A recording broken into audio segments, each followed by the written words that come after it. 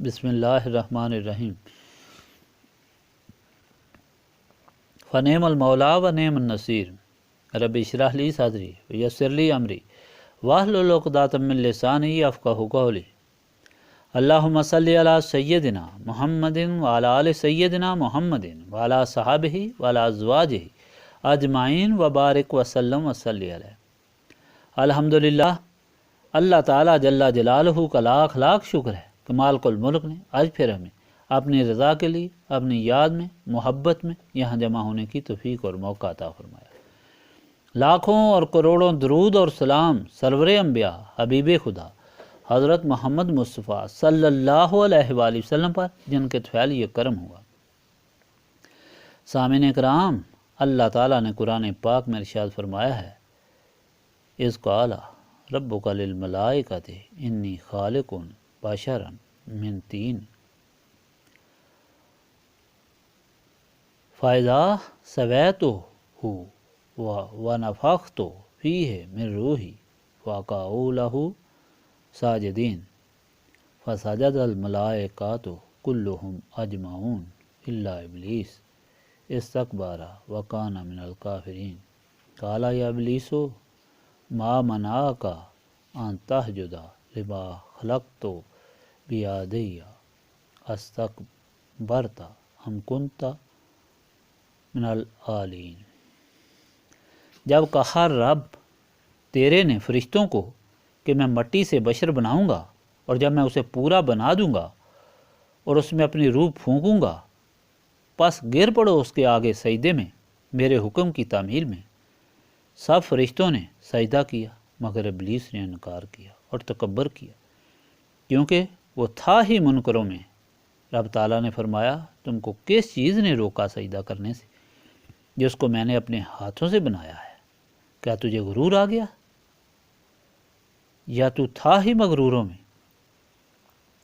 یہ ارشاد ربانی تقریباً ہر مسلمان جانتا ہے، کیونکہ جو قرآن پاک پڑھتا ہے اسے یہ آیات تلاوت کرنی ہوتی ہے، اور علماء بھی ان آیات کو اپنی تقاریر کا عنوان بناتے ہیں، مگر اس میں جو باریک نقطہ ہے وہ یا تو اکثر لوگوں کی سمجھ سے باہر ہے یا پھر بھول جاتے ہیں یا بیان کرنا غیر ضروری سمجھتے ہیں۔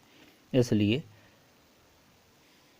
پیر صاحب فرمایا، مجھے جو اللہ تعالیٰ نے سمجھ دی ہے میں اسے حاضرین کے سامنے اس لیے بیان کرتا ہوں تاکہ سمجھ درست ہو جائے۔ یہ تو صاف بات ہے کہ مالک الملک نے فرشتوں کو آدم علیہ السلام کے سامنے سجدہ کرنے کا حکم دیا۔ فرشتوں نے سجدہ کیا، ثواب حاصل کی، اور شیطان نے نہ کیا اور وہ ہلاک و تباہ ہوا۔ شیطان کا مطلب ہی ہے کہ ہلاک ہوا۔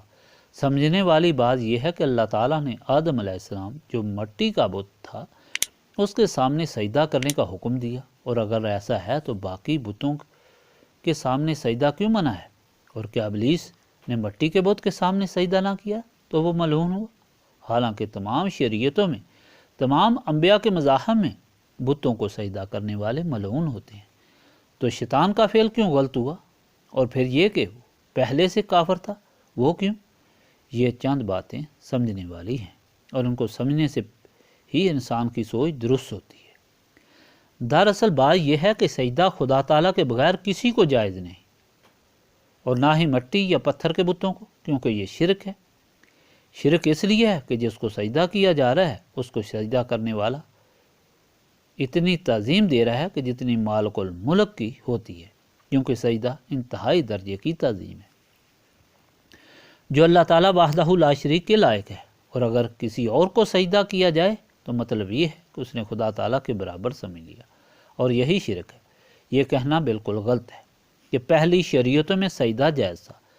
کیا اس وقت شرک جائز تھا؟ ہرگز نہیں، شرک تو ازل سے ابد تک حرام ہے۔ پھر کیا وجہ ہے کہ فرشتوں نے سجدہ کیا اور نہ کرنے والا ابلیس ہلاک ہوا؟ دراصل بات یہ ہے کہ آدم علیہ السلام کے متعلق اللہ تعالیٰ نے جو فرمان دیا وہ سمجھنا چاہیے۔ اللہ تعالیٰ فرماتا ہے کہ میں مٹی سے آدم علیہ السلام بناؤں گا اور اس میں اپنی روح پھونکوں گا، تب تم سجدہ کرنا۔ تو معلوم ہوا کہ سجدہ آدم علیہ السلام کے مٹی کے بت کو نہ تھا، بلکہ اللہ تعالیٰ کی روح کو تھا، اللہ تعالیٰ کے حکم کو تھا۔ اللہ تعالیٰ کے نور یا نور کے فیضان کو تھا، اور ایسا ہی سجدہ جائز تھا۔ پہلی شریعتوں میں یعنی تعظیم اللہ تعالیٰ کے حکم اور نور کی ہوتی رہی، جس کا فیضان بشر میں ظہور پذیر ہوتا رہا۔ نبی پاک صلی اللہ علیہ وآلہ وسلم نے آ کر اس سجدے کو بند اس لیے فرمایا کہ لوگوں کی سمجھ ابلیس نے اتنی خراب کر دی تھی کہ وہ اس حقیقت کو ہی بھول گئے تھے۔ ابلیس پر جو لعنت ہوئی، اس سے وہ اتنا ڈر گیا کہ ایک کے سامنے سجدہ شروع کر دیا، ہر ایک کے سامنے سجدہ شروع کر دیا۔ جس کو اپنے ہاتھ سے بناتے تھے یعنی مٹی اور پتھر کے بت، ان کو ہی سجدہ کرتے تھے۔ تو یہ سجدہ بند کرنے کا مقصد صرف یہ سمجھانا ہے کہ سجدہ اللہ تعالیٰ کے حکم کو ہے، یعنی اللہ تعالیٰ کے حکم کی تعمیل ضروری ہے۔ وہ حکم دے سجدہ کرو تو سجدہ ضروری ہے، وہ حکم دے مت کرو تو سجدہ حرام ہے۔ سجدہ ایک قسم کی حکم کی عملی تعمیل ہے۔ جہاں اپنی مرضی ہو وہاں نافرمانی ہوتی ہے۔ اس حقیقت پر غور کیا جائے تو معلوم ہوگا کہ شیطان نے اللہ تعالیٰ کے حکم کی تعمیل نہ کی، آدم علیہ السلام کو سجدہ نہ کیا، بلکہ اپنی مرضی کی اور اپنی سمجھ کی تعظیم کی، اپنے آپ کو سجدہ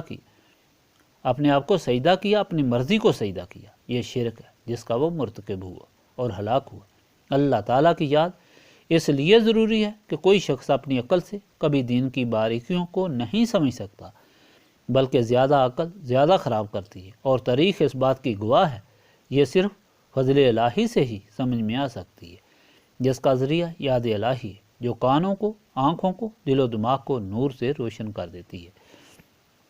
اب شروع کریں۔ بسم اللہ الرحمن الرحیم۔